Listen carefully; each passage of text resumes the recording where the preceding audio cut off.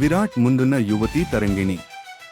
ఆమె పెద్ద ధైర్యంతో తన కత్తిని చేతిలో పట్టుకుని విరాట్ను రక్షించిన విధానం అతనికి ఆశ్చర్యాన్ని కలిగిస్తుంది. కానీ అతనికి అర్థం కావడం లేదు. విరాట్ ముందున్న యువతి తరంగిణి. ఆమె పెద్ద ధైర్యంతో తన కత్తిని చేతిలో పట్టుకుని విరాట్ను రక్షించిన విధానం అతనికి ఆశ్చర్యాన్ని కలిగిస్తుంది. కానీ అతనికి అర్థం కావడం లేదు. నువ్వు ఎవరు? నన్ను ఎందుకు కాపాడావు? తరంగిణి తన కత్తిని వెనక్కు తీసుకుంటూ అతనిని ఓసారి పూర్తిగా అంచనా వేసి చూస్తుంది. తరంగిణి, నువ్వు నిజంగా అంతిమ యోధుడువా? విరాట్ మౌనంగా ఉంటాడు. అతనికి తన గురించిన చాలా విషయాలు ఇంకా తెలియవు. కానీ ఒక్క విషయం మాత్రం అతనికి స్పష్టంగా అర్థమవుతోంది, తను సాధారణ వ్యక్తి కాదని. కాళిదాస్ ముని, అతను ఎవరో తెలుసుకోవడానికి మరింత సమయం పట్టవచ్చు.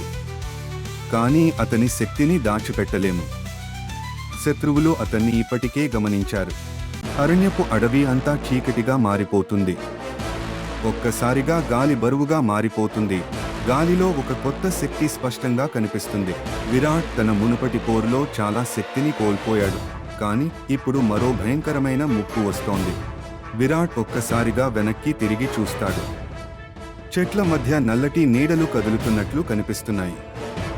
ఈ నీడల మధ్య ఒక ఆకారం తేలిపోతుంది. రాక్షస రాజ్యం నుండి వచ్చిన ఒక భయంకరమైన యోధుడు. నువ్వేనా మానవుడు? అంతిమ యోధుడు. ఒక పొగమంచు ముసురుతో కూడిన పెద్ద ఆకారం ముందుకు వస్తుంది.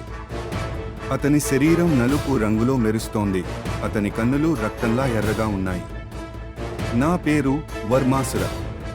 నిన్ను చంపేందుకు ఇక్కడికి వచ్చాను. వర్మాసుర భీకరమైన శక్తితో ముందుకు దూకుతాడు. అతని వేగం మామూలుగా లేదు. విరాట్ తను రెడీ కాకముందే ఒక్కసారిగా అతని మీద భీకరమైన దాడి జరగబోతుంది. తరంగిణి, విరాట్, జాగ్రత్త! తను కూడా అర్థం చేసుకొని వేగంతో పక్కకు తప్పించుకుంటాడు. కానీ వర్మాసుర వేరే దాడి చేయడానికి రెడీ అవుతున్నాడు. విరాట్ తన శక్తిని ఉపయోగించడానికి ప్రయత్నిస్తాడు. కానీ అతని సిస్టమ్ మెసేజ్ చూపిస్తుంది, శక్తి 60% మాత్రమే మిగిలి ఉంది. సరైన ప్రణాళిక లేకుండా పోరాడితే ప్రాణాపాయం. విరాట్, నేను ఇప్పుడే మరణించలేను. నాకు ఇంకా చాలా తెలుసుకోవాలి. అతను తన మొదటి ప్రత్యేకమైన దాడిని ప్రయత్నించాల్సిన సమయం ఆసన్నమైంది. విరాట్ తన శరీరాన్ని గాలిలో తేలిపోవడానికి ఉపయోగిస్తాడు.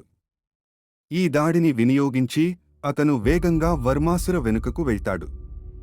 కాని వర్మాసుర చిరునవ్వు చిందిస్తూ, వర్మాసుర, మూర్ఖుడా! నీ తాకిడి నాకు ఏమీ కాదు. ఒక్క సెకనులో అతను వెనక్కి తిరిగి విరాట్ను గాల్లోకి విసిరేస్తాడు. విరాట్ నేలపై పడతాడు. అతని శరీరం తీవ్రంగా గాయపడుతుంది. విరాట్ పరిస్థితి చాలా ప్రమాదంలో ఉంది. వర్మాసుర అతన్ని చంపబోతున్న క్షణంలో అకస్మాత్తుగా ఆకాశంలో నుండి ఒక నీలి కాంతి మెరిసిపోతుంది. ఆ నీలి కాంతి నుంచి ఒక కొత్త వ్యక్తి ప్రత్యక్షమవుతుంది. అతను పొడవుగా, శక్తివంతంగా, మర్మమైన దుస్తుల్లో ఉన్నాడు. అతని చేతిలో ఒక పవిత్రమైన కత్తి మెరిసిపోతోంది. అంతిమ యోధుడు ఇప్పుడే చనిపోవడం నాకు ఇష్టం లేదు. విరాట్, నువ్వు ఎవరు? పేరు అర్జున్. నేను నీకు నిజమైన శత్రువులు ఎవరో చెప్పడానికి వచ్చాను. అర్జున్ విరాట్ను చూస్తూ చెబుతాడు, నువ్వు ఇప్పటి వరకు తెలిసిన ప్రతిదీ అబద్ధం. దేవతలు శత్రువులను ఎదుర్కొనడానికి నిన్ను ఉపయోగించుకుంటున్నారు. కానీ అసలు శత్రువు వేరే వ్యక్తి. విరాట్ ఆశ్చర్యపోతాడు. అంటే దేవతలే అసలు ముప్ప?